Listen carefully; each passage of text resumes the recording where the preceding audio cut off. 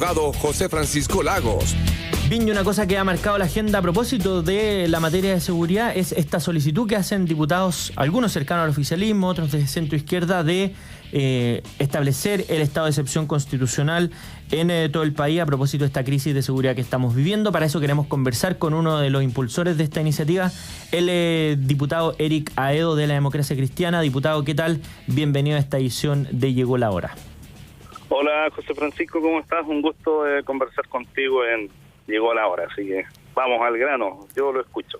Muy bien, muchas gracias, diputado, por acompañarnos. Bueno, quería preguntarle primero por cuál es el diagnóstico que tienen ustedes que dicen, mira, esta es una situación que ha llegado a tal nivel que no basta con lo que hacemos ordinariamente para enfrentar el problema que estamos viviendo, sino que se requiere ir más allá, como por ejemplo esta iniciativa que están promoviendo de un estado de excepción constitucional a propósito de esta materia. José Francisco, lo que te voy a decir lo digo con plena conciencia y con total responsabilidad. Creo que el Estado de Chile, ni siquiera el gobierno, el Estado de Chile enfrenta hoy la mayor crisis de seguridad en su historia desde el retorno a la democracia. O sea, es tal la magnitud de fuerza, de recursos del crimen organizado que estamos frente a una situación que, claro, uno la puede apreciar en Santiago hoy día, y videos dando vuelta de lo que pasó cerca de Quinta Normal, arrojar una granada de quien va a ser fiscalizado por carabineros, ¿no es cierto?, que hiere a una mujer carabinero, cosa que si uno lo hubiese contado hace un mes atrás, a uno le hubiesen dicho que eso solo sucedía en la Colombia Pablo Escobar. Pasa en Chile, granadas en las calles, ejecuciones entre bandas rivales, por ejemplo, en Concepción, personas quemadas vivas acá en Concepción, en la desembocadura del Biobío, ajuste de cuentas a la salida de la cárcel en Concepción con encargo, con sicariato, 2 personas agribilladas saliendo de la cárcel. O sea, de verdad que estamos frente a una situación absolutamente desbordada, compleja, y hay que tomar medidas mucho más profundas frente a un hecho que es real.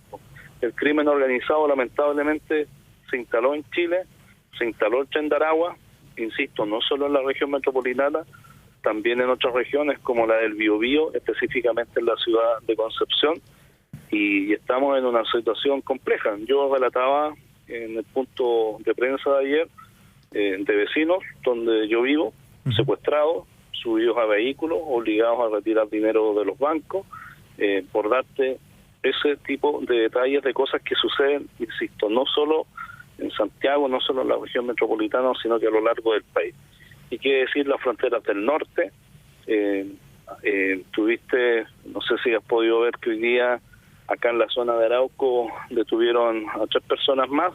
Yo estuve en una investigación que hice el año pasado, una comisión de investigadores de Madera. Cuando partí con eso, todo el mundo me decía que estaba loco, que eso eran reivindicaciones de pueblos originarios. Logramos establecer que era un negocio ilícito que movía, escucha bien, José Francisco, $100 millones en la última etapa del año 2021 y el primer trimestre del año 2022. Yo y gente que está asociado a eso fue detenida con granadas también, y fueron detenidos por carabineros. Entonces eso es lo que estamos enfrentando, y por eso no basta lo que usualmente hacíamos con carabineros y la PDI. Creo que se requiere una acción mucho más fuerte, mucho más drástica. El Estado de Chile tiene todo el derecho a defenderse, y para defenderse tiene que hacer uso de la fuerza, y el uso de la fuerza involucra el uso de las armas que están en manos hoy día de las Fuerzas Armadas y de las Fuerzas de Orden y Seguridad. Claro, y ahí, a propósito de la respuesta del gobierno frente a esta solicitud, lo descartaron muy rápido, lo de la necesidad del estado de excepción constitucional, donde hay otras personas también promoviéndolo, como por ejemplo el gobernador de la región metropolitana, Claudio Rego. Pero la impresión que queda cuando uno ve este tipo de ataques a carabineros, pero también el armamento, el tipo de armamento con la que han sido detenidas personas, uno dice, bueno, las policías ordinariamente no tienen ese armamento y se supone que el Estado siempre tiene que ganar en este enfrentamiento con el crimen organizado. Y claro, si uno se defiende con una pistola normal frente a armas de guerra, evidentemente tiene todas las de perder.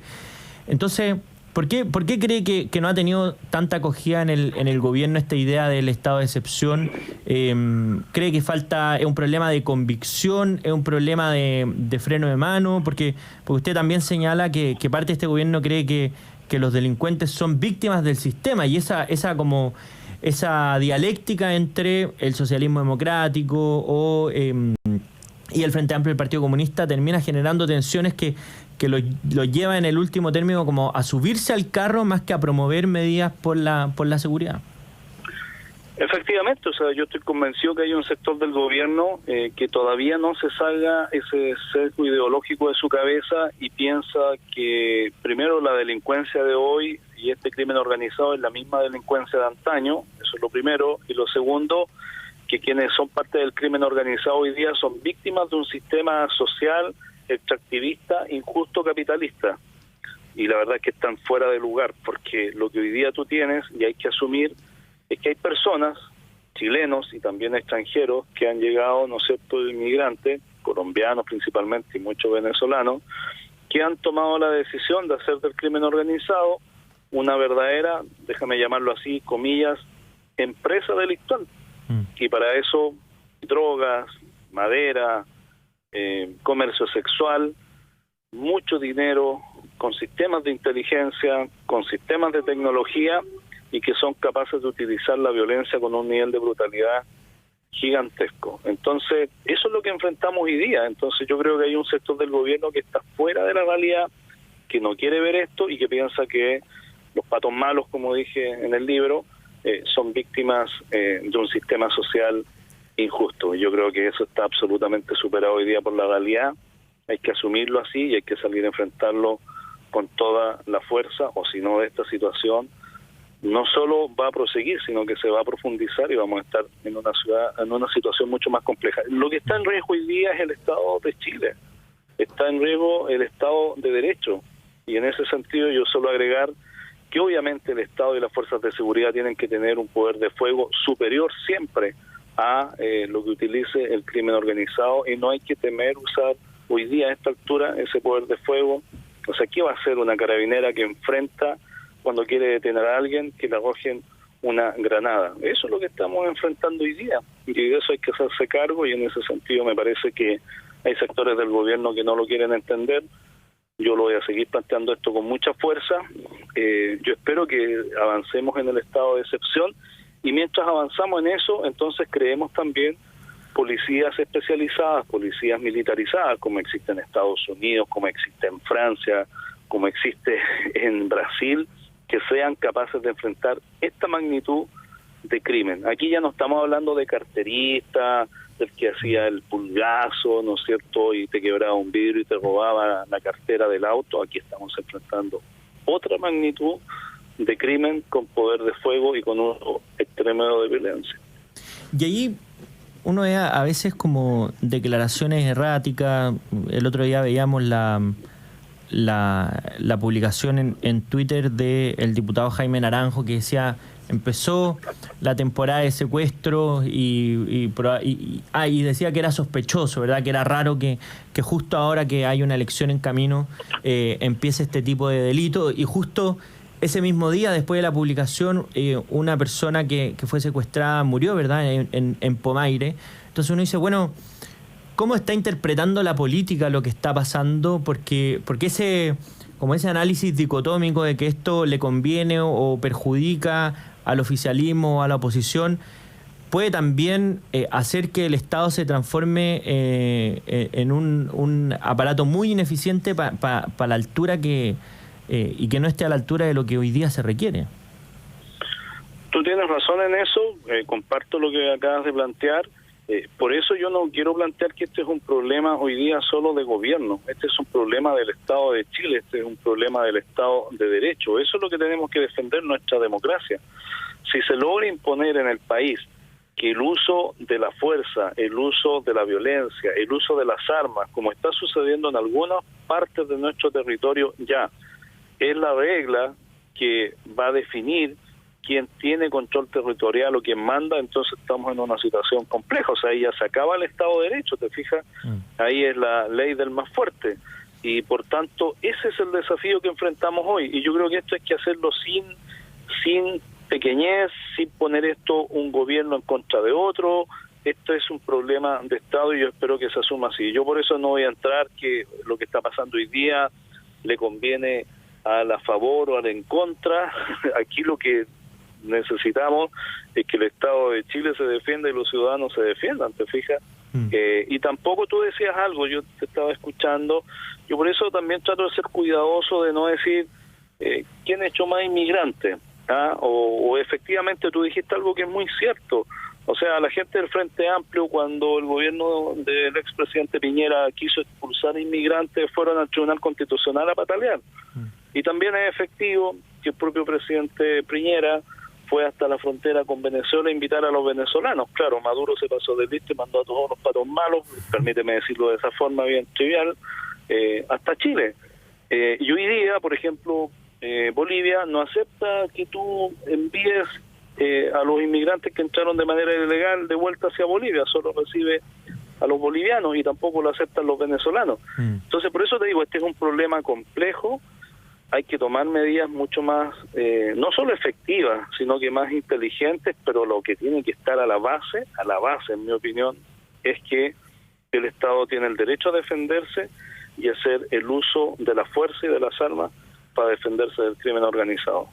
Y ahí, otra cosa que también se planteó en la campaña a propósito de esta reconducción, ¿verdad? Que es que cuando entran ilegalmente por la frontera uno lo pueda devolver al país por el que entró, y ahí había un problema con Bolivia, porque antes tampoco nuestra ley permitía la reconducción, y hoy día, lamentablemente, es inentendible también que el gobierno ha decidido voluntariamente no reconducir hacia Bolivia, argumentando que esto requiere relaciones bilaterales y llegar a un acuerdo. Y hoy día el subsecretario Monsalve anunció que iba a ir, o fue ayer más bien, iba a ir a Venezuela a intentar llegar a un acuerdo con el gobierno venezolano para que aceptaran a aquellas personas que iban a ser expulsadas del país. Cuando hemos visto la magnitud del problema que estamos enfrentando, parece un poco tarde esa reacción, ¿o no? Porque está bien, yo estoy de acuerdo en que es un problema de Estado y trasciende a los gobiernos, pero es este gobierno el que le toca administrar el Estado y ya llevamos varios años de esta crisis y pareciera que un poco tarde cuando toman totalmente, esa decisión. Fíjate que yo estoy de acuerdo, o sea, creo que en ningún minuto he dicho que el gobierno llegó a tiempo, o sea, creo que he dicho cosas con bastante crudeza. Afirmé, no solo ahora, sino que en otras entrevistas, que una parte de este gobierno piensa que los criminales y los patos malos son víctimas de un sistema. O sea, lo que estoy diciendo con eso es que viven en otra realidad, viven fuera de la realidad. Creo que lo estoy diciendo eso con bastante... No, sí, mi punto no era por sus declaraciones, digo por la decisión que ha tomado el gobierno de ir por supuestamente la vía la vía diplomática. Es que justamente ese punto es el que te quiero yo reforzar, porque aquí hemos tenido un error enorme. Mira, cuando uno no quiere mirar la realidad, uno se puede falsear y engañar a sí mismo. Y déjame darte un ejemplo muy concreto. Yo presidí la Comisión de Robo de Madera el año pasado y logré mostrar que aquí no había reivindicación de pueblo originario, era crimen organizado millonario. Y creo que eso se estableció. De hecho, con esa comisión logré aprobar la ley que tipifica hoy día el robo de madera como un delito, no como una mera falta. Y mira lo que ha pasado acá. Se han desbaratado bandas, hoy día 3 detenidos con armamento de guerra. El Consejo de Defensa del Estado hoy día se querelló contra 2 excarabineros, uno de ellos que era miembro del Servicio de Inteligencia Policial, es decir, los que están especializados, ¿no es cierto?, en infiltrar bandas criminales, en hacer el trabajo de inteligencia que operaba para los grupos acá de violencia en Arauco que robaban madera. Y te estoy diciendo eso porque ese fenómeno, José Francisco, sucedía en la región del Biobío y en Arauco desde 1997. Entonces yo me pregunto, a ver, yo sería un tipo tan inteligente, tan visionario como parlamentario, que en un par de meses me di cuenta de esto, de un fenómeno que venía ocurriendo de 1997, ni un parlamentario lo vio para atrás. Te doy un dato más y quiero ser provocador con esto. El actual subsecretario del Interior fue parlamentario por más de una década en la zona donde ese crimen organizado operó y que quedó ahora de manifiesto allá en Arauco. Es que nadie lo vio, o lo que estamos enfrentando es que nadie quiere ver, nadie se quiere meter en problemas. ¿No será eso? ¿Te fijas? Entonces yo por eso pongo tanto énfasis que uno tiene que mirar la realidad como es, no imaginársela, y cuando uno es parlamentario o es ejecutivo del gobierno o es ministro, es presidente, no se puede andar haciendo el leso frente a los problemas de esta magnitud. Yo lo que siento, honestamente te lo digo, es que en las últimas décadas todas las autoridades se han hecho los lesos frente a esta realidad. Y hoy día, como nos estalló en la cara, salimos todos en la búsqueda de culpables. Aquí lo que tenemos que hacer, más que buscar culpables, es salir a enfrentar que hoy día nos están disparando, nos están arrojando granadas y están secuestrando a la gente en las calles, en las poblaciones. Eso es lo que está pasando hoy día. Eso hay que enfrentarlo. Y ahí, ¿por qué a su juicio se produce como esta, no sé si llamarlo indolencia, pero pasividad para enfrentar este tipo de problemas? Porque cuando la política pone estos temas como prioridad, como por ejemplo lo que pasó con el robo de madera, se logran resultados concretos, pero cuando decide mirar hacia el lado, finalmente solo se reacciona cuando explotan este tipo de cosas. ¿Dónde está el problema ahí? ¿Hay temor? ¿Hay falta de proactividad? ¿Cómo lo ve usted? Yo creo que hay temor, yo creo que hay falta de proactividad. Está lo típico de no meterse en problemas complejos porque lo trivial da más oportunidades. Mira, te voy a poner un ejemplo súper concreto en esto. Mientras nosotros estamos discutiendo de esto, mientras antes de ayer arrojaban la granada, ¿no es cierto?, en la calle contra una carabinera, un parlamentario no encuentra nada mejor que enviar un oficio para preguntar y para saber si el presidente, cuando sale a visitar a alguien en la noche, está o no con escolta, y quién es la señorita que va a visitar. Y eso acapara mucho la atención, pero ¿a quién le importa eso mientras están asesinando gente, te fijas? Entonces, claro, también la política se preocupa a veces de tonterías que aportan poco, y frente a estos temas la verdad es que guarda silencio. Yo también soy parte de esa autocrítica, ¿te fijas? Pero no podemos dejar estos temas sin abordar, sin conversarlos, sin enfrentarlos, y un parlamentario, con esto cierro esto lo que te quiero decir, un parlamentario tiene una libertad enorme por sobre otros ciudadanos para decir estas cosas. Uno puede entender el temor de los ciudadanos, uno puede entender que a veces no tiene el espacio para plantear estas cosas, pero un parlamentario sí lo puede decir. Y además un parlamentario no depende del gobierno. Yo no dependo del gobierno. Yo no soy un funcionario de gobierno y por tanto tengo todo el derecho para decirle al gobierno aquello que está haciendo mal. Y si se enoja el gobierno, bueno, lo lamento por el gobierno nomás, pero hay que decírselo cuando está haciendo las cosas mal. Y ahí, a propósito, vuelvo un punto atrás de esta como relación compleja entre las distintas almas del gobierno para enfrentar este problema, porque en alguna iniciativa hemos llegado al punto tal que hay parlamentarios oficialistas que terminan votando incluso en contra de las propuestas que el gobierno promueve. Entonces, ¿hasta cuándo se puede estirar ese chicle en materia de seguridad cuando lo que se requiere es lo que usted señalaba, ¿verdad? Como prioridad, valentía, convicción para enfrentar el problema, pero si el gobierno quizás se pone muy activo, bueno, se le desfonda la coalición. Entonces, ¿cómo se puede administrar esa complejidad? Bueno, yo hoy día yo no soy parte del gobierno, la democracia cristiana no es parte del gobierno, pero en definitiva, un gobierno, el que sea, siempre tiene que velar por el bien común, por el bien del país. Obviamente tratar de compatibilizar que su coalición política sobreviva, pero su principal tarea es velar por el bien común del país. Y en el tema de seguridad, ese es el bien común que hoy día debe prevalecer. Y por tanto, si eso tensiona al gobierno, bueno, el presidente tiene que seguir trabajando con aquellos que lo van a apoyar en esta tarea, que es la mayor demanda ciudadana hoy día.